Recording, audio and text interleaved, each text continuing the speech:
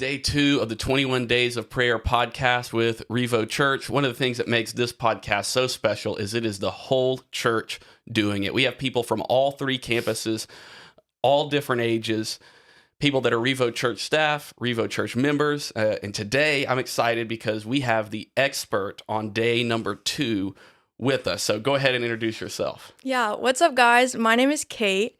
I have been attending REVO North Campus for about 6 years now, and this is my 6th year in the student program. I'm a senior. That's right. Rep the students. I got my REVO student shirt on just to rep since she's here with us. Thanks for being here, Kate. Absolutely. Glad to have you, and enjoyed reading your day as well. That was good stuff. And hopefully, as you guys have read it and then transitioned into the podcast, there's something that you're ready to hear more about. So I wanted to ask you how you connected that. You talked about humility. You had James chapter 4, John chapter 13 kind of mixed in there.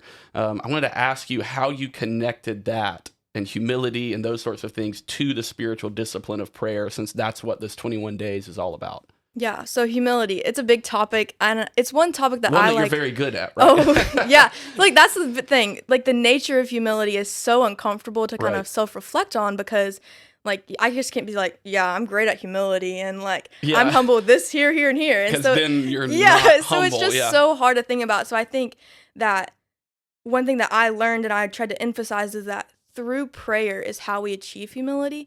And so when we're self-reflecting, think about it as a sense of like, what am I submitting to God?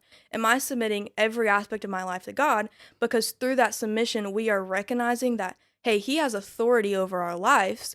And so we are humbling ourselves below Him and setting Him as a higher standard. And so by doing that, like, I think about it as a submission to God, and like, hey, like, I'm just submitting before the throne of God, because that you are humbling yourselves in. Because if you're saying like, oh gosh, like, how do I humble myself? Like, how am I humble? And so it's just it's an action and like a state of being, I think. And so I think to do that, you need to recognize God's authority. And so we can recognize God's authority through reading the Bible. And like, when we're reading the Bible, we get to things like John chapter 13, where Jesus is washing the feet of the disciples. He's setting a perfect example of humility, because everything he does is perfect. Right. So we can imitate his example. And so by following that example, we are humbling ourselves before the throne of God, because we are recognizing that He has that authority over our lives, and like, we are not entitled to anything.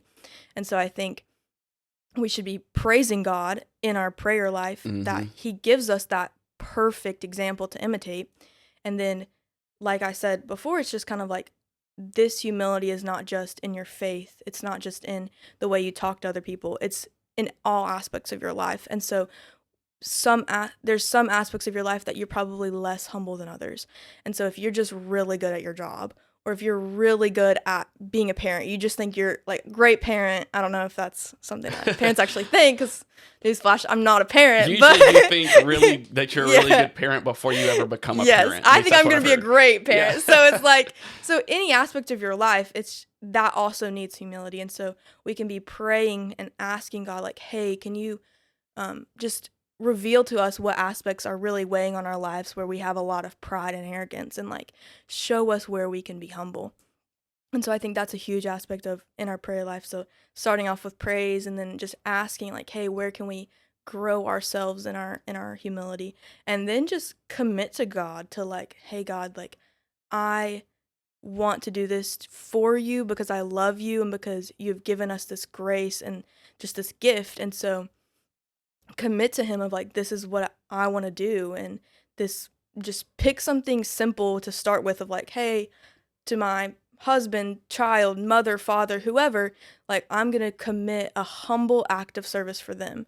And so be specific in it, so that you can kind of hold yourself accountable, and like, use God to be your accountability partner. Like, I committed this to God. I don't want to break this commitment, so that you can start taking the simple steps to just be humble. That's awesome. I love how you're kind of connecting. I don't even know if you're doing this on purpose, but I can tell you've saturated yourself with James 4, because as you're talking, I'm hearing God opposes the proud but gives grace to the humble. Yes. You just saying, like, as we humble ourselves before him, he's going to give us the grace that empowers us and enables us to be more humble, and then able to connect that to prayer and the idea of praising and realizing how great God is, his authority over us, his sovereignty, his power, all these things.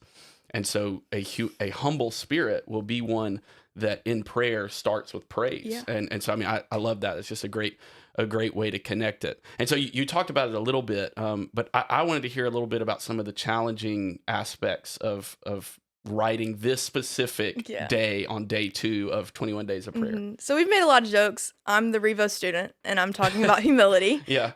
So that was definitely a challenge to, like, think about my faith and think about specifically my faith, because obviously this is what we're doing here. And so, am I humble in that? And most of the answer is no, because I mean, I have an amazing opportunity and, like, amazing parents who have, like, instilled in me the passion to go to church and to serve and to, attend the Bible studies and the extra events and stuff like that. Right. So I have done, I've really committed myself to just being actively involved in the church and actively involved in ministries outside of REVO Church.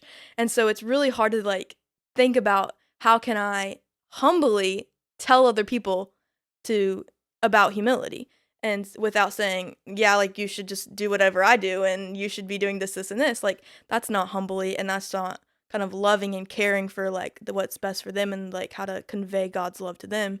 And so I think I really had to change my kind of worldly definition of humility by studying scripture and really studying what it, honestly, I studied pride, the word pride, and pride in the Bible just as much as I studied humility. Wow. You went to the opposite. Yes, of because it, you can learn so much more about humility than just studying humility when you study the opposite that God clearly lays out to us in James 4:6. Like, he says pride is in opposition, humility is we get grace, like, God gives us grace. Right. And so when you study pride and what that looks like, it just helps you, the depth behind humility grows so much, and you're not, like, what you know about humility. And so I would say when you're studying pride, you see that humility is so much more about just, like, think of it as submission to God, like I talked about. Like, am I submitting how I handle my work life, how I handle my life at school for me personally. And so it's like, it's everything I do. Am I submitting what I want to do, my desires, every word that comes out of my mouth? Am I submitting that to God, to giving him glory and just doing what he wants me to do? And that's how we can humbly come before him, because in doing that, again, we recognize that he has this all-powerful authority over us. Right. And so even in that, you're thinking right now, all right, so it's January, and in a couple weeks, like, somebody's going to see you at church, or maybe at students on a Wednesday night, or maybe at one of the United events, or maybe you come to the baptism that's coming up, that one of those services, and someone's like, Kate, you don't know me, but I heard, what you had to say on I just loved reading your day. And it's like, and then you've got to fight the temptation to feel prideful about what you said or what you wrote, and instead have that godly humility. So the fact that you're already thinking about, like, every word I say, all these things, like, that shows, all right, this James 4, this John 13 stuff is working. And I think the way that you've outlined your day and the way that the topics and the different scriptures works really well for that, because instead of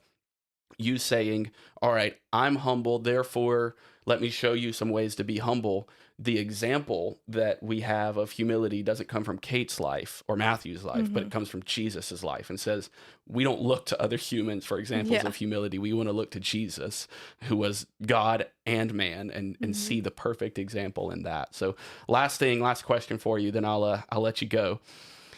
Give us a next step. So a challenge, an application point, something that everybody listening, somebody reading your day can take and do right now, or today, or this week, something really practical for them.